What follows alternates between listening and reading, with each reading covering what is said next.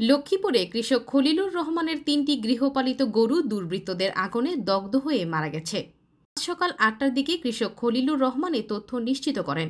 এর আগে ভোররাতে লক্ষ্মীপুর সদর উপজেলার কুশাখালী ইউনিয়নের ৬ নং ওয়ার্ড নূরনবী হেডম বাড়িতে কৃষক খলিলুর রহমানের গোয়াল ঘরে আগুন দেয় দুর্বৃত্তরা।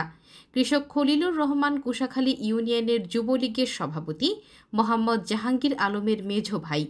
ক্ষতিগ্রস্ত কৃষক খলিলুর রহমান জানান, রাত ২:৩০টার দিকে হঠাৎ বিকট তার শব্দে ঘুম ভেঙে যায়।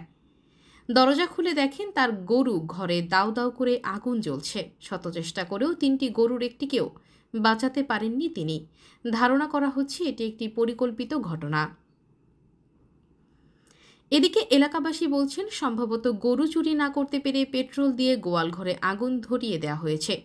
চন্দ্রগঞ্জ থানার ভারপ্রাপ্ত কর্মকর্তা ওসি ফয়জুল আজিম নোমান মুঠোফোনে জানান, বিষয়টি তিনি শুনেছেন। তাদের নিকটতম পুলিশ ফাঁড়ির দায়িত্বপ্রাপ্ত কর্মকর্তা ঘটনাস্থলে পাঠানো হয়েছে। স্থানীয় গ্রাম পুলিশ ও শান্তিরহাট বাজারের নাইট গার্ডদের সাথে কথা বলে সঠিক রহস্য উদ্ঘাটনে পুলিশ মাঠে রয়েছে।